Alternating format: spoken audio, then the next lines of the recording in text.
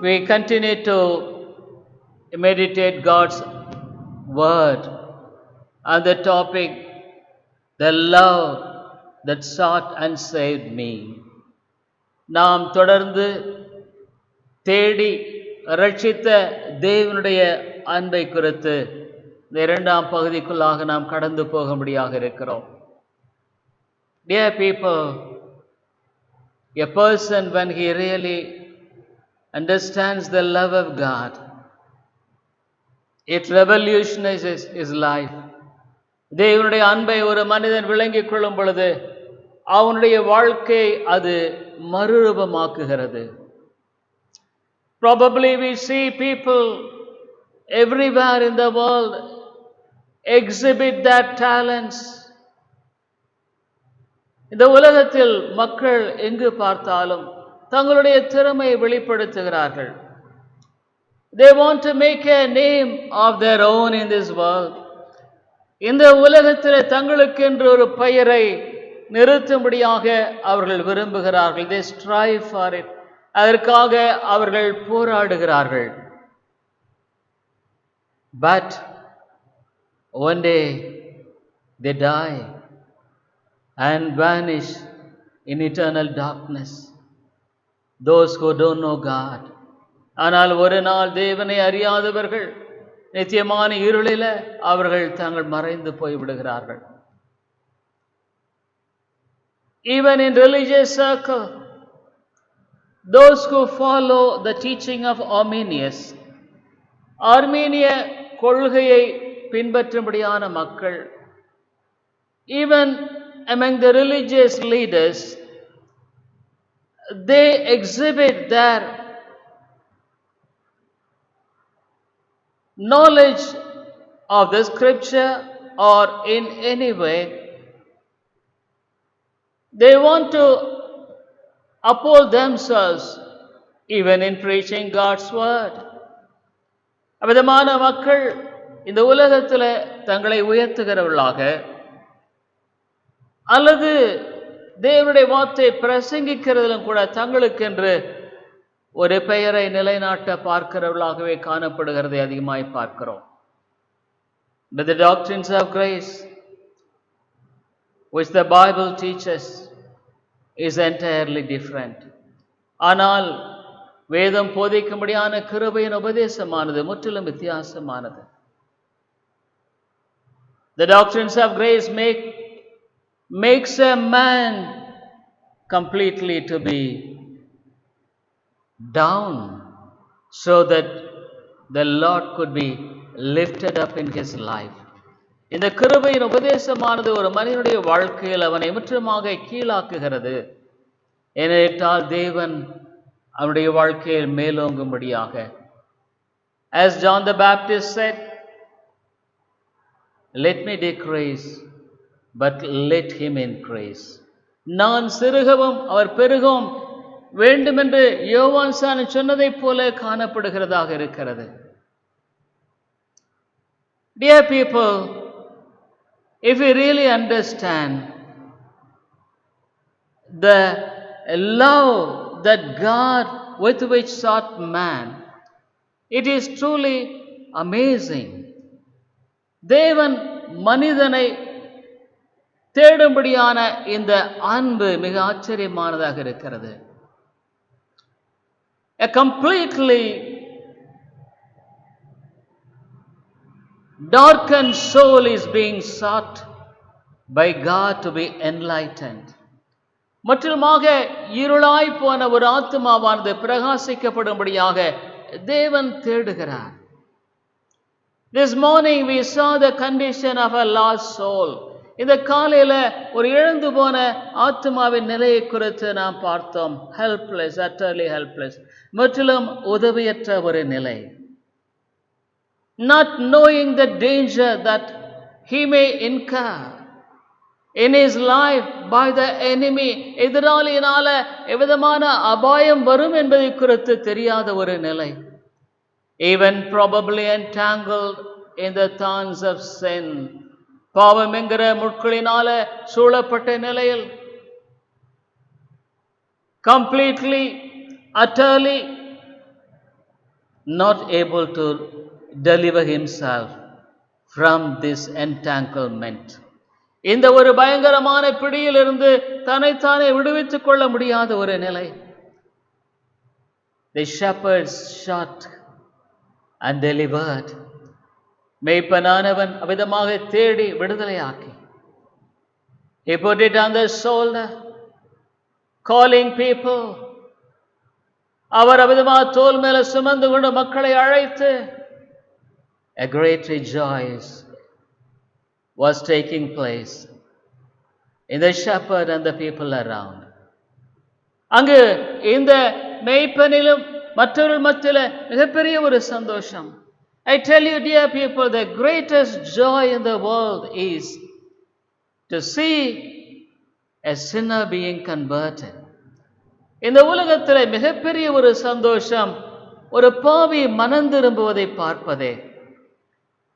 Spurgeon says, if you would like to have the joy, go and preach the gospel, and if you could see a soul being converted, the joy that you could enjoy is immeasurable and uncountable.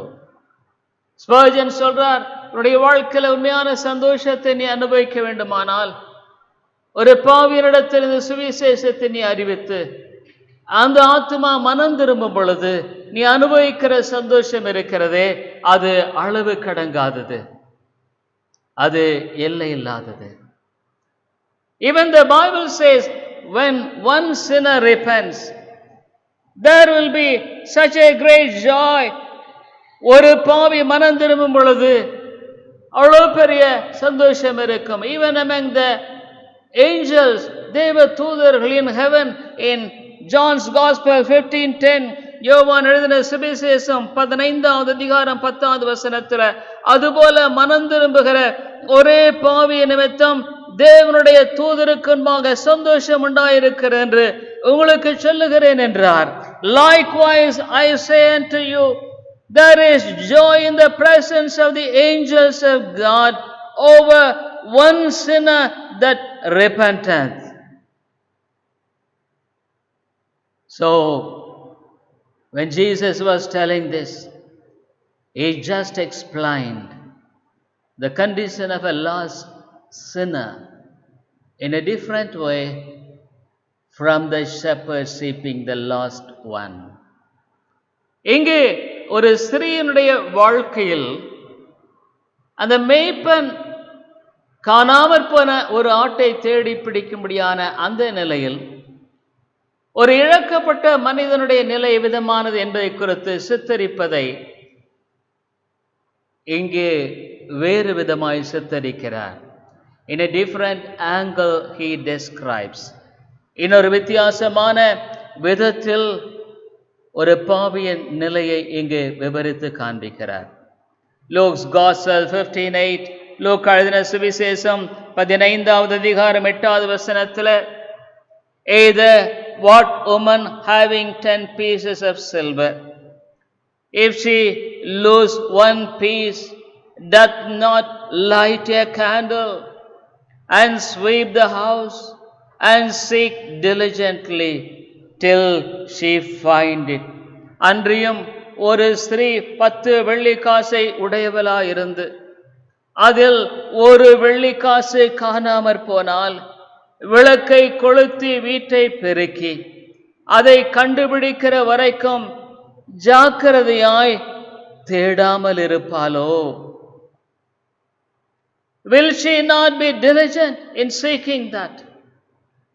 அந்த இழந்து போன வெள்ளிக்காசை தேடுவதில் ஜாக்கிரதையாய் இருக்க மாட்டாளோ? I would like to explain the condition of the lost coin on two sides. நான் இந்த காணாமற் போன இழக்கப்பட்ட இந்த வெள்ளிக்காசை குறித்து 2 காரியத்தை காண்பிக்க விரும்புகிறேன். As a coin has got 2 sides, ஒரு வெள்ளிக்காசு 2 பக்கங்களை கொண்டிருப்பதைப் போல, I would like to tell about this lost coin 2 things. இந்த இழந்து போன காணாமற் போன இந்த வெள்ளி காசை குறித்து நான் 2 காரியங்களை சொல்ல விரும்புகிறேன். One thing, the coin was lost and I could say it is dead. இந்த வெள்ளிக்காசு காணாமல் போய்விட்டது, அது மரித்து போனதாக இருக்கிறதை நான் சொல்ல முடியும். It can't speak, அது பேச முடியாது. It can't make a cry of its presence, அங்கு எங்கு இருக்கிறது என்பதை குறித்து ஒரு சத்தமிட முடியாது.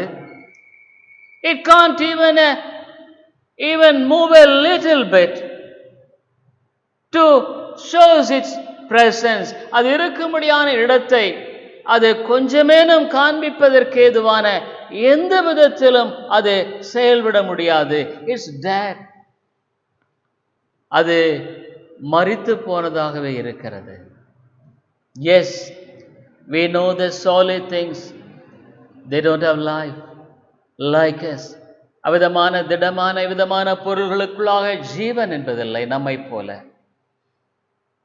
So a lost soul also is dead, like the lost coin. இழந்து போன ஒரு பாவியும் கூட இந்த இழக்கப்பட்ட இந்த வெள்ளிக்காசை போல மரித்தவனாகவே இருக்கிறான். In no way he could make a cry for its escape or that it could be sought out. அது எந்த விதத்திலும் அதிலிருந்து தப்பிக்கவோ அல்லது தன்னை தேடி கண்டுபிடிக்கும்படியாகவோ எந்த ஒரு காரியத்தையும் செய்ய முடியாது. A sinner is absolutely dead in his soul. ஒரு பாவி தன்னுடைய ஆத்துமாவிலே மரித்து போனவன். The Bible is very clear. வேதாகமானது மிக தெளிவாய் சொல்லி இருக்கிறதை அறிந்திருக்கிறோம். Genesis 2nd chapter 7th verse. ஆதியாகமம் 2வது அதிகாரம் 7வது வசனத்துல we see what was lost, what is meant by deadness of the soul. என்ன இழக்கப்பட்டது, ஒரு ஆத்துமா மரித்து போனால் என்பதை குறித்து சொல்லுகிற காரியம் என்ன? I would like to come to see the 2nd chapter 7th verse first. ஆதியாகமம் 2வது அதிகாரம் 7வது வசனத்தை முதலாவது நான் பார்க்க விரும்புகிறேன். And the Lord God formed man of the dust of the ground and breathed into his nostrils the breath of life, and man became a living soul. தேவனாகிய கர்த்தர் மனுஷனை பூமியின் மண்ணினாலே உருவாக்கி ஜீவ சுவாசத்தை அவன் நாசியிலே ஊதினார்.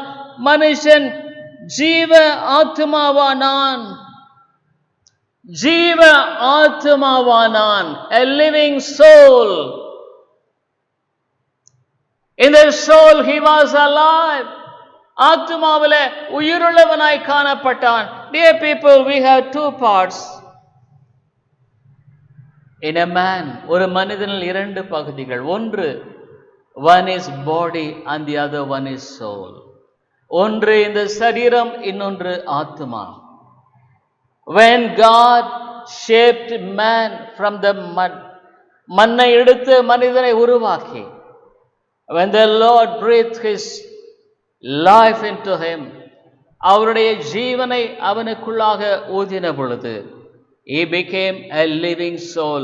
அவன் ஜீவ ஆத்துமாவானான். He was living in the soul and in the body.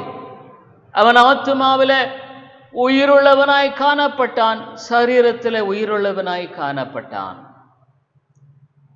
So God warned man in Genesis 2nd chapter. தேவன் அபிதமாக மனிதனை எச்சரித்ததை குறித்து we see in 17th verse, 2nd chapter 17th verse, 2வது அதிகாரம் 17வது வசனத்தில் நாம் பார்க்கிறோம்.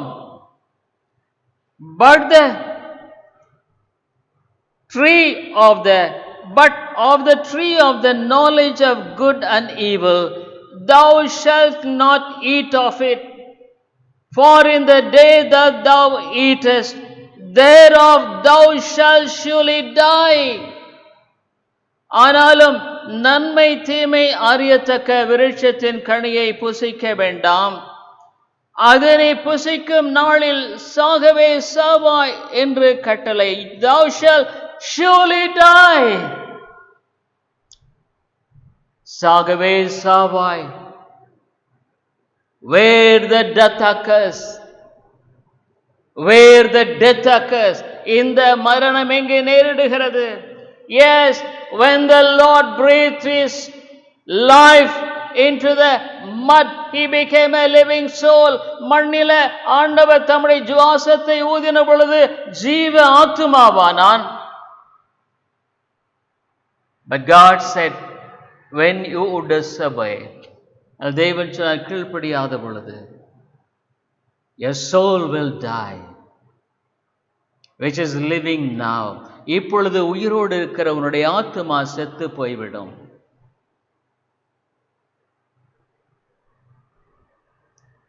God said, surely you will die. நிச்சயமாக நீ மரித்து விடுவாய். Did man disobey? மனிதன் கீழ்ப்படியாமல் போனானா? Yes, he disobeyed. கீழ்ப்படியாமல் போனான். But you see, what happened? Did he immediately fell down and die? அவன் உடனடியாக விழுந்து மரித்து போனானா? No. He was there. Even he was dare enough to go and hide himself. அவன் அங்கு இருந்தான். அவ்விதமாக தன்னைத்தானே ஒழித்துக் கொள்ளும்படியாக அவன் காணப்பட்டான். Physically he was absolutely active. சரீரத்தில் முழுமையாக அவன் செயல்படுகிறவனாய் காணப்பட்டான். But where did the death took place? Where did the death take place? அந்த மரணமானது எங்கே நேரிட்டது? இந்த soul, ஆத்துமாவில் நேரிட்டது. What is meant by soul? The soul is the one which God created for man to have communion with God. தேவனோடு கூட தொடர்பு கொள்ளும்படியாக மனிதன் தேவனோடு ஜீவனுள்ள தொடர்பு கொள்ளும்படியாக God breathed this breath in him. தாவன் தம்முடைய அந்த சுவாசத்தை ஊதினார். God is a spirit. தேவன் ஆவியாக இருக்கிறான். When the soul is living, when the breath of God is in the soul of a man living, ஒரு மனிதனுடைய ஆத்துமாவில் தேவனுடைய அந்த சுவாசமானது உயிரோடு இருக்கும் பொழுது, there comes a real communion between God and man. தேவனுக்கும் மனிதனுக்கும் இடையில் உண்மையான ஐக்கியம் நேரிடுகிறது. There comes a beautiful communion between man and God. மனிதனுக்கும் தேவனுக்கும் இடையில அதாவது அழகான ஒரு தொடர்பு இணைப்பு நேரிடுகிறது. But because the soul died, அந்த ஆத்துமா மரித்து போன பொழுது, he was absolutely cut off 100% from God, not able to have any connection with God. அவன் முழுமையாக 100% தேவனோடு கூட தொடர்பு கொள்ளக்கூடிய எந்த ஒரு காரியம் அற்றவனாய் துண்டிக்கப்பட்டான். That's what God explained. தேவன் அதைத்தான் அங்கு விளக்கப்படுத்தினார். So any person who is born of the Adam, ஆதாமிலிருந்து வந்த எந்த ஒரு மனிதனும், he is born with a physical body but a soul, dead soul. ஆகவே இந்த உலகத்தில் பிறக்கிற எந்த ஒரு மனிதனும் ஒரு சரீரத்துக்கு உள்ளானவனாய் காணப்படுகிறான். அவனுடைய ஆத்துமாவானதோ மரித்து போயிருக்கிறது. So there is no way by which he could understand his own eternal destiny. ஆகவே அந்த மனிதன் எந்த விதத்திலும் தன்னுடைய நித்தியமான முடிவை குறித்து அவன் அறிந்திருக்க முடிய வாய்ப்பில்லை. There is no understanding of a holy God who created man. மனிதனை உண்டாக்கின தேவனை குறித்த எந்த விதமான ஒரு விளங்குதல் என்பதனுடைய வாழ்க்கையில் இருக்க வாய்ப்பில்லை. Bible says his understanding is darkened. அவனுடைய அந்த பகுத்தறிகிற தன்மையானது இருளடைந்து போய்விட்டது. Like the lost coin, man is absolutely dead in his soul. மனிதன் தன்னுடைய ஆத்துமாவில் முற்றிலுமாக மரித்து போனவன். That is why the Lord Jesus said to Nicodemus, unless a man is born again. ஆகவே நிக்கோதேமை பார்த்து ஆண்டவர் சொன்னார், ஒரு மனிதன் மறுபடியும் பிறக்காவிட்டால் he can't get into God's kingdom. Only the people with life could get in. ஜீவனுள்ளவர்கள் மாத்திரமே ஜீவனுள்ளோர் தேசத்தில் பிரவேசிக்கும்படியாக பரலோகத்தில் பிரவேசிக்க முடியும். Otherwise it is impossible. இல்லை என்றால் முடிவது இல்லாத காரியம். So conversion is nothing but the Spirit of God breathes again the breath of God in the soul of a man. அவர் ரட்சிப்பு என்பது பரிசுத்த ஆவியானவர் ஒரு மனிதனுடைய ஆத்துமாவில் மறுபடியுமாக இந்த ஜீவனை ஊதுவதே. There his soul is awakened. அவனுடைய ஆத்துமாவானது உயிரடைகிறது. He could see God. அவன் தேவனை பார்க்க முடிகிறது. He could understand the lost condition of his soul. அவனுடைய ஆத்துமாவினுடைய இழந்து போன நிலையை குறித்து அவனால் விளங்கிக் கொள்ள முடிகிறது. He is able to cry to God, oh God help me. தேவனை நோக்கி அவன் ஆண்டவரே எனக்கு உதவி செய்யும் என்று கதற முடிகிறது. Only those who are made alive, make alive again by the Holy Spirit of God could really see God and the things of God. பரிசுத்த ஆவியினால் மறுபடியுமாக உயிர்ப்பிக்கப்படுகிற ஒரு நபர் மாத்திரமே தேவனையும் தேவனுடைய காரியங்களையும் அறிந்து கொள்ள முடியும். Otherwise he is dead in his soul. இல்லை என்றால் அவன் ஆத்துமாவில் செத்து போனவன். Education can't make a soul to live again. படிப்பு ஒரு ஆத்துமாவை மறுபடியுமாக ஜீவிக்கும்படியாக எழுப்ப முடியாது. Status, money or anything in the world can't make a dead soul to be alive. இந்த உலகத்தில் பணமா வேற எதுவுமே மரித்து போன ஆத்துமாவை உயிரடைய செய்வது என்பது கூடாத ஒரு காரியம். A dead soul like a coin which is lost, இழந்து போன ஒரு அந்த வெள்ளி காசை போல காணப்பட்ட ஒரு ஆத்துமா. That's why the Bible says in Romans 6:23, ரோமர் 6:23 வேதம் தெளிவாய் சொல்லுகிறதை பார்க்கிறோம். For the wages of sin is death. பாவத்தின் சம்பளம் மரணம். But the gift of God is eternal life through Jesus Christ our Lord. தேவனுடைய கிருபை வரமோ நம்முடைய கர்த்தராகிய இயேசு கிறிஸ்துவினால் உண்டான நித்திய ஜீவன், eternal life. This is the gift which God gives to a sinner. ஒரு பாவிக்கு தேவன் கொடுக்கும்படியான ஈவாக இருக்கிறது. Even in Colossians 2:13, கொலோசியர் 2:13, and you being dead in your sins.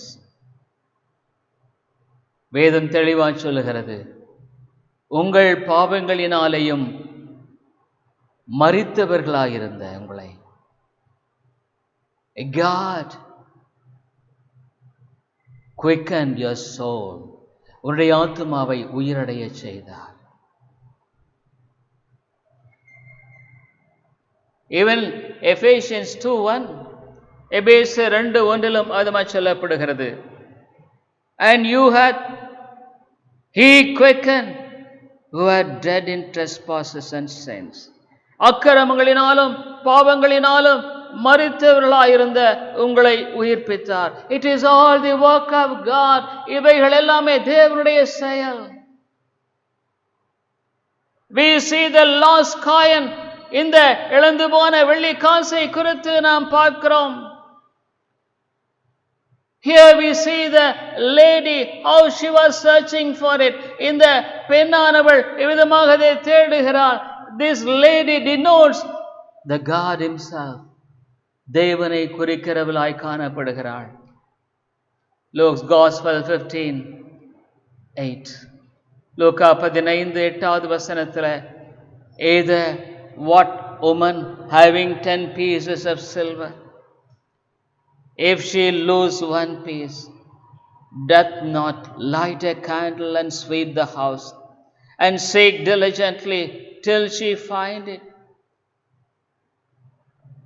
அன்றியும் ஒரு ஸ்திரீ 10 வெள்ளி காசை உடையவளாயிருந்து அதில் ஒரு வெள்ளி காசை காணாமற் போனால் விளக்கை கொளுத்தி வீட்டை பெருக்கி அதை கண்டுபிடிக்கும் வரைக்கும் ஜாக்கிரதையாய் தேடாமல் இருப்பாளோ?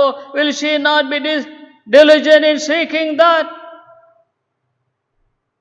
Dear people, God only must seek that. தேவன் மாத்திரமே அவ்விதமாக அதை தேட வேண்டும். Man is utterly helpless. மனிதன் முழுமையாக உதவியற்றவன். The God who loves his elect, தம்முடைய தெரிந்து கொள்ளப்பட்டவர்களை நேசிக்கிற தேவன், he sought of them, அவளை நோக்கி போனார். Not only the soul is dead, இந்த ஆத்துமாவானது மரித்து போனது மாத்திரமல்ல. Here you see, why should she light the candle?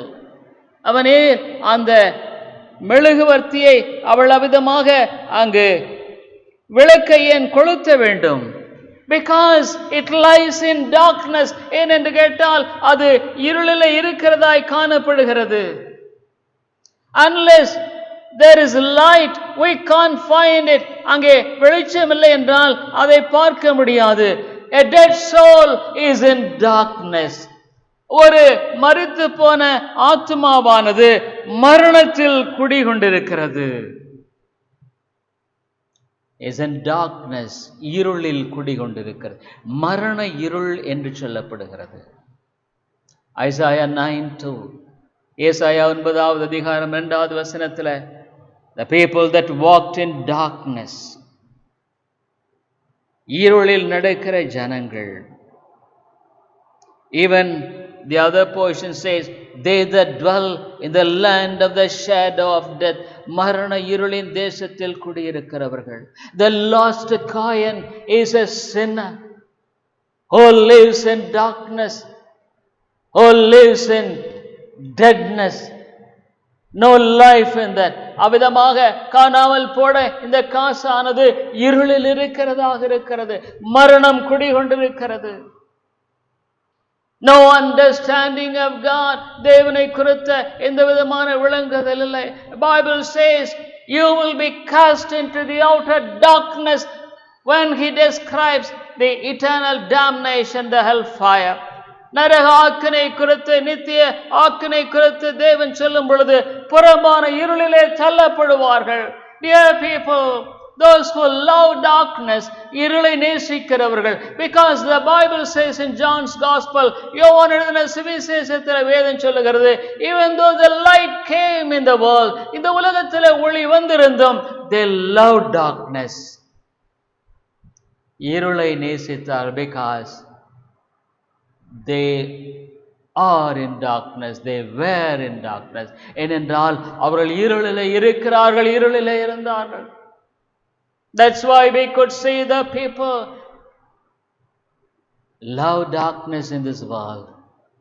அவைதான் உலகத்தில் மக்கள் இருளை வாஞ்சிக்கிறார்கள். They want to have darkness to commit their abominable sins. தங்களுடைய பாவங்களை அங்கே செய்யும்படியாக இருளை விரும்புகிறார்கள். Nobody is dare enough to do any sin in the light.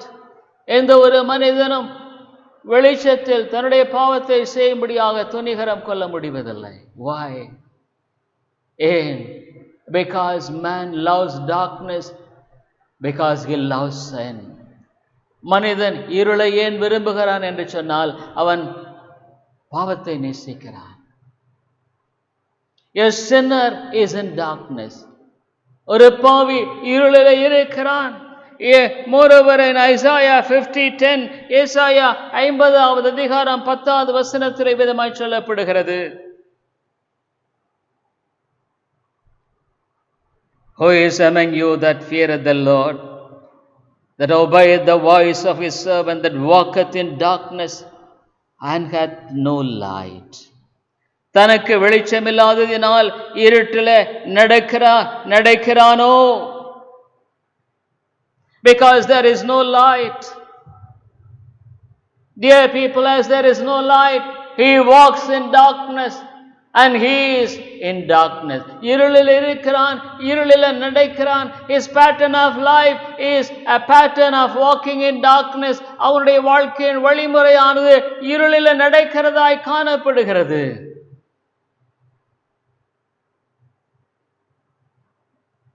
When Adam and Eve committed sin, ஆதாம் ஏவாள் பாவம் செய்த பொழுது, they loved darkness. That's why they hid themselves from God, who is light.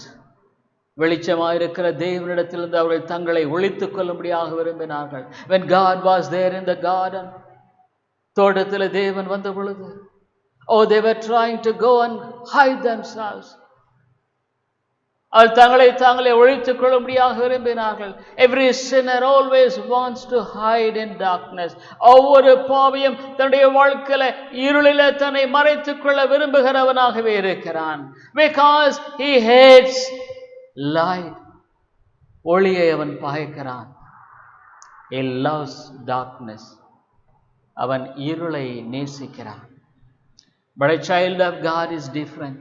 ஆனால் தேவனுடைய பிள்ளை வித்தியாசமானது. He was in darkness once, இருளிலே இருந்தான். But now he loves the light. ஆனால் இப்பொழுது ஒளியை அவன் நேசிக்கிறான். He loves God who is light. ஒளியாக இருக்கிற தேவனை அவன் நேசிக்கிறான். Dear people, even in Ephesians 5:8 Bible says, எபேசியர் 5:8 வேதமானது சொல்லுகிறது, he himself is darkened. அவனே அந்தகாரமாய் போனவனாக இருக்கிறான். For ye were sometimes darkness, but now are ye light in the Lord. Walk as children of light. முற்காலத்தில் நீங்கள் அந்தகாரமாய் இருந்தீர்கள், இப்பொழுதோ கர்த்தருக்குள் வெளிச்சமாய் இருக்கிறீர்கள். வெளிச்சத்தின் பிள்ளைகளாய் நடந்து கொள்ளுங்கள். Ye were sometimes darkness. முற்காலத்தில் நீங்கள் அந்தகாரமாய் இருந்தீர்கள். Dear people, what a pity it is. ஒரு பரிதாபமான ஒரு காரியம். Sin darkened his mind. பாவமான ஒரு மனிதனுடைய மனதை அவிதமாக அங்கு இருளடைய செய்து விட்டது.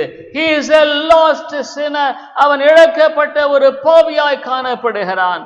Nobody to help him. அவனுக்கு உதவி செய்வார் ஒருவரும் இல்லை. That's why the triune God planned in such a way that he could be redeemed from the lostness.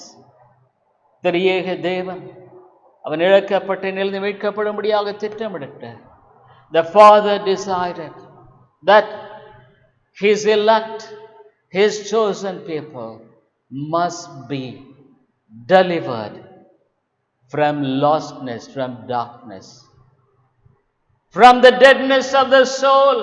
ஆத்துமா மரித்து போன நிலையில், இருளிலே இருந்து, இழக்கப்பட்ட நிலையிலிருந்து தன்னுடைய மக்கள் மீட்கப்பட வேண்டும் என்பதாக திரியேக தேவனின் அவிதமான திட்டத்தின்படியாக பிதாவானவர் அந்த திட்டத்தை நிறைவேற்றும்படியான வேளையில் the Son said, I will go.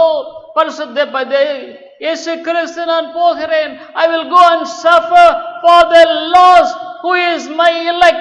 நான் இழக்கப்பட்டு போன ஏனால் தெரிந்து கொள்ளப்பட்ட மக்களுக்காக நான் போகிறேன். That's why in John's Gospel 17th chapter he says about the elect of the Father. ஆகவேதான் யோவான் எழுதின சுவிசேஷம் 17வது அதிகாரத்தில் ஆண்டவராகிய இயேசு கிறிஸ்து தன்னால் தெரிந்து கொள்ளப்பட்ட மக்களை குறித்து அவர் நினைவுபடுத்தி பேசுகிறதை பார்க்கிறோம். John's Gospel 17th chapter and verse 6. யோவான் எழுதின சுவிசேஷம் 17வது அதிகாரம் 6வது வசனத்தில் I have manifested thy name unto the men which thou gavest me out of the world. Thine they were, and thou gavest them me, and they have kept the word. யோவான் 17:6 நீர் உலகத்தில் தெரிந்தெடுத்து எனக்கு தந்த மனுஷருக்கு உம்முடைய நாமத்தை வெளிப்படுத்தினேன். அவர்கள் உம்முடையவர்களாயிருந்தார்கள். அவர்களை எனக்கு தந்தீர். அவர்கள் உம்முடைய வசனத்தை கை கொண்டிருக்கிறார்கள். The people whom thou hast chosen. நீ தெரிந்தெடுத்த மக்கள். Unto the men which thou gavest me. Out of the world, உலகத்தில் தெரிந்தெடுத்த மக்கள். 7th verse. Now they have known that all things whatsoever thou gavest, thou hast given me, are of thee. நீர் எனக்கு தந்தவைகள் எல்லாம் உம்மாலே உண்டாயின இப்பொழுது அறிந்திருக்கிறார்கள்.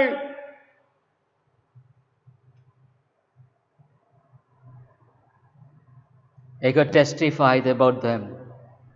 அவளை குறித்து அவர் தாமே சாட்சி. He was praying earnestly to the Father. அவர் ஊக்கத்தோடு பிதாவை நோக்கி ஜெபிக்கிறார்.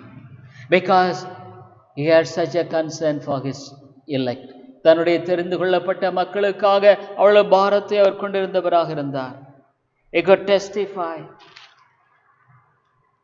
Even in John's Gospel 17th chapter.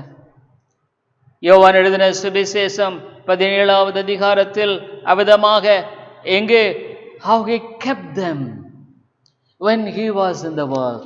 உலகத்தில் இருந்தபோது அவளை எவ்வளவு பாதுகாத்ததை குறித்து 12வது வசனத்தில் பேசுகிறார். நான் அவர்களுடைய உலகத்தில் இருக்கிறவர்களை உம்முடைய நாமத்தினாலே காத்துக்கொண்டேன். What a diligence. He kept them safe. 12th verse. While I was with them in the world, I kept them in thy name. Those that thou gavest me, I have kept. He was praying for them. அவர்களுக்காக ஜெபிக்கிறதை நாம் பார்க்கிறோம். Dear people, here we see the great love for his elect of the triune God, and in particular the Son of God. When he was in the world, in a physical way, he expresses the love for his elect. திரியேக தேவனின் தம்முடைய மக்களை குறித்து அன்பை குறித்து நாம் பார்க்கிறோம். சரீரத்தில் இருந்த பொழுது இயேசு கிறிஸ்து அவ்விதமாக தன்னுடைய மக்களை நேசிப்பதை குறித்து அவர் விளக்கப்படுத்துகிறதை பார்க்கிறோம். This is God's love. இது தேவனுடைய அன்பு. Oh, when I was lost, நான் இழக்கப்பட்டு போயிருந்த பொழுது, when I was living in darkness, இருளில் இருந்த பொழுது, when I myself was in darkness, நான் இருளாக இருந்த பொழுது, sin was conquering me in my life, பாவமாதனுடைய வாழ்க்கையில் என்னை மேற்கொண்டு, I was a slave to sin, பாவத்துக்கு அடிமையாக காணப்பட்டேன். But God sought me. Oh, is nothing but his love. தேவன் அவிதமாக தேடி வந்தார். இது அவருடைய அன்பே அல்லாமல் வேறொன்றுமில்லை. What a joy it was when the lady found out this, the coin which was lost, இழக்கப்பட்டு போன அந்த பணத்தை கண்டுபிடித்த பொழுது, what a great joy was there with. எவ்வளவு ஒரு சந்தோஷத்தோடு அவள் காணப்படுகிறார் குறித்து நீங்கள் பாருங்கள். Luke's Gospel 15:9. And when she had found it, she calleth her friends and her neighbors together, saying, Rejoice with me, For I have found the peace which I had lost. Her joy was abundant. அவருடைய அந்த மகிழ்ச்சியானது பொங்கி வழிந்ததாக இருக்க, she was not able to withhold herself. அவள் தன்னில் தானே அதை அடக்கிக் கொள்ள முடியவில்லை. She was calling others. மற்றவர்களை கூப்பிட்டாள். And what she said, I have found the peace which I had lost. இழந்து போனதை, காணாமற் போன வெள்ளிக்காசை கண்டுபிடித்தேன். 10th verse. Likewise I say unto you, there is joy in the presence of the angels of God over one sinner that repenteth. அதுபோல மனம் திரும்புகிற ஒரே பாவிய நிமித்தமாக தேவனுடைய தூதருக்கு முன்பாக சந்தோஷம் உண்டாயிருக்கிறது உங்களுக்கு சொல்லுகிறேன் என்றார். There will be joy in among angels in heaven. அங்கே பரலோகத்திலும் விதமாக தூதர்கள் மத்தியிலும் சந்தோஷம் இருக்கும். What a great love it is that he sought after me. என்னை தேடின அன்பு எவ்வளவு பெரியது. Every child of God could say, what an amazing love it is. இது என்ன ஒரு ஆச்சரியமான அன்பு இது. How clearly the Bible speaks. Unless God seeks a person to give, to save him, தேவன் ஒரு ஆத்துமாவை ரட்சிக்கும்படியாக தேடவில்லை என்றார். What hope is there for a person to be converted? ஒரு மனிதன் ரட்சிக்கப்படும்படியாக என்ன நம்பிக்கை இருக்கிறது? In what way the teaching of Arminius could say that man could find salvation of himself? ஆர்மேனிய போதனையினால மனிதன் தன்னுடைய ரட்சிப்பை தான் தெரிந்து கொள்ள முடியும் என்பதாக சொல்லுகிறது. எந்த விதத்தில் சரியானது என்பதாக சொல்ல முடியும்? Dear people, it is contrary to the teaching of God's word. தேவனுடைய வார்த்தைக்கு முற்றிலுமாக முரண்பானதாக இருக்கிறது. Every child of God could testify with all joy and happiness. ஒவ்வொரு தேவனுடைய பிள்ளையும் சந்தோஷத்தோட மகிழ்ச்சியோட சாட்சியிடக்கூடிய, I was lost once. நான் இழக்கப்பட்டு போன ஒரு நிலையில் ஒரு நாள் இருந்தேன். I was completely helpless. உதவியற்ற நிலையில் காணப்பட்டேன். I tried my level best to change me and to leave off the sins which were polluting me, which were destroying my all things of my soul and body. என்னுடைய சரீரத்தை ஆத்துமாவையும் தொடர்ந்து அழித்துக் கொண்டிருந்த அந்த பாவங்களை விட்டு ஒளியும்படியாக நான் வாஞ்சித்தேன். Even though the soul was dead, in spite of that, there was some struggling in him to really be relieved from the poisonous nature of sin. அங்கு அவிதமான சூழ்நிலையில் பாவத்தினுடைய கொடிய தன்மையிலிருந்து விடுதலை பெறும்படியான ஒரு முயற்சி அங்கு அந்த இடத்துல சொல்லப்பட்டதை நாம் பார்க்கிறோம்.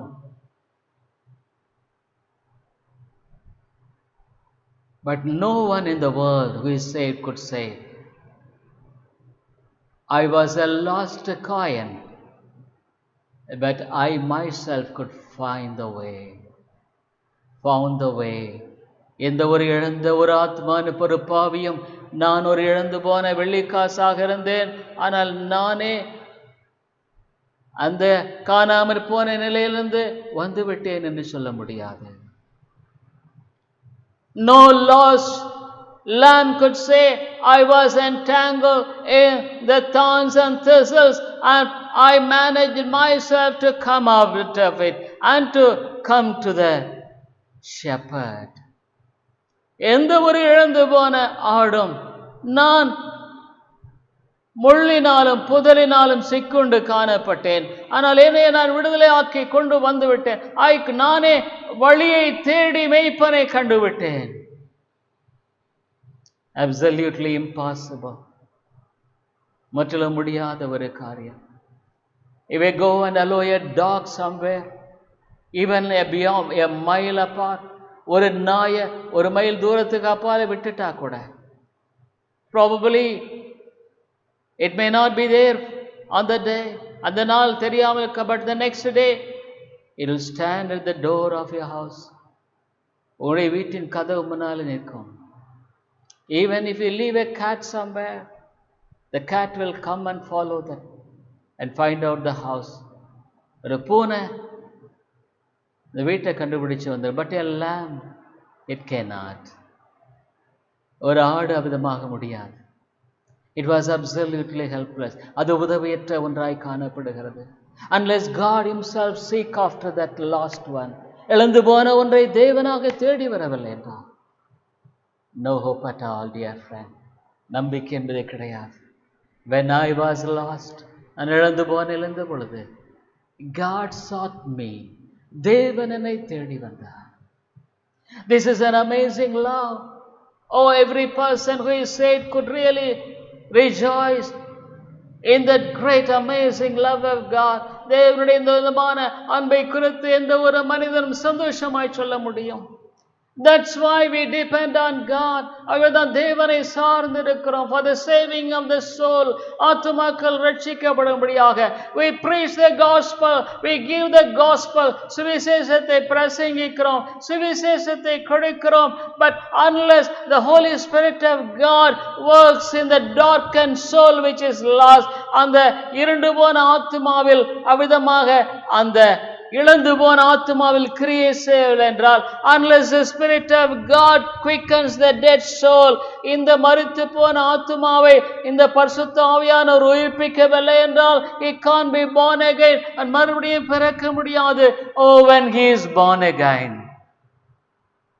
மறுபடியும் பிறக்கும் பொழுது, when the lost breath of God imbibed penetrates his deadened soul, அந்த மரித்து போன ஆத்துமாவில் ஜீவனுள்ள தேவனின் ஜீவ சுவாசம் மறுபடியுமாக உட்போகும் பொழுது this dead soul is awakened.